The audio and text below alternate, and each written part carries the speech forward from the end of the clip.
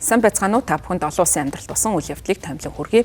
Ираны дайн эхэлсэнтэй холбоотойгоор чулуучсан түлшний үн ханш нэмэгдсэн за үүнтэй холбоотойгоор иргэд сэргээгт хэрчим хүч рүү шилжих улам бүр хурцтай явагдаж байгаа юм байна. За ялангуяа Европын орнуудын иргэд нарны хавтан дулааны нацоос захилгаан тээврийн хэрэгсэл авахар яарвчлан худалдаж авахар ярьж байгаа юм байна. За ойрхон дорндод мөргөлдөө эхэлснээс хойш дэлхийн газрын тосны жишээг үн болох Брентийн газрын тос 53% өссөн 3 дугаар сарын 30-ны өдрийн биржийн арилжаа эхлэхэд нэг баррел нь $116 хүрсэн. Чулуутсан түлш тээвэрлэдэг дэлхийн хамгийн том бомб болох Ормузын хоолой хаагдсантай холбоотойгоор өдөр бүр 20 сая тонн баррел газрын тос түгжигдсэн байдалтай байна. За Ормузын хаалай хаасны үр дагаврыг Европ аль хэдийн мэдэрч эхэлсэн. За Голландын TPF нэртэй байгалийн хэн жишээг нь 70 орчим хувиар өснө.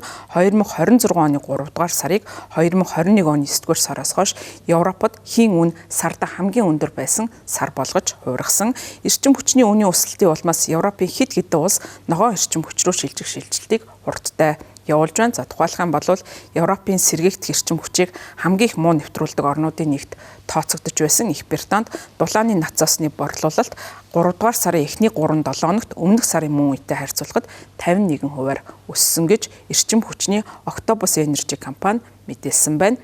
Нарны эрчим хүчний хуримтлуурын борлуулалт 54% өссөн. Байшингийн эзэд өмнө нь бол ердийн 10 хавтныг авч хэрэгэлдэг байсан бол 12 хавтантай системийг ихээр худалдан авч байгаа юм байна. За мөн захилгаан тээврийн хэрэгслийн цэнэглэгчийн борлуулалт 20% өсжээ. Европын комиссийн мэдээлснээр 2 дугаар сарын 23-наас 3 дугаар сарын 16-ны хооронд Европын холбоонд шатгууны дундаж үнэ нь литр тутамдаа 12% өссөн байдалтай. За 1 литр тутам нь дунджаар €184 болсон байгаа юм байна. Үүний улмаас захилгаан тээврийн хэрэгслийг сонирхол нэмэгдэж байгаа. За мөн Францын хуучин автомашины жижиглэнгийн онлайн худалдаа эрхлэгч Aramis Auto компани захилгаан тээврийн хэрэгслийн борлуулалт 2 дугаар сарын дунд үеэс 3 дугаар сарын 9-ний хооронд бараг 2 дахин нэмэгдсэн гэсэн мэдээлэл гарч байна. За мөн Амстердам төвхөртэй Olex компани гиш татаж Reuters агентлагийн мэдгдснээр Франц, Румын, Португал, Польшийн зах зээл дээр захилгаан тээврийн хэрэгслийн хэрэглэгчдийн эрэлт нэмэгдэж байгаа юм байна. За өсөлт нь бараг бүх зах зээл дээр 7 хоног бүр тогтмол өсөлттэй гарч байгаа.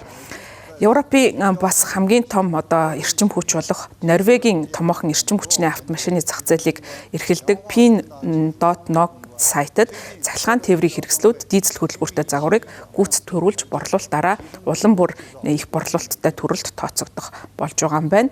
За мөн нарны эрчим хүч рүү шилжих шилжилт хурцтай явагдаж байна. За Германы сэргээгт эрчим хүчний Epinal BV компани Америкийн нэгдсэн улсын Ираны эсрэг явуулсан дайн тавталгаанаас хойш бол нарны хавтан болон дулааны нацаасны эрэлт 30 орчим хувиар өссөн гэж Bloomberg-т мэдгдсэн бол нарны эрчим хүчний M1 Comex 5 компани эрчим хүчний сонирхолтой холбоотой мэдээлэл дурдсанаар нарны эрчим хүчийг сонирхох сонирхол бараг 2 дахин нэмэгдсэн гэж мэдгдсэн.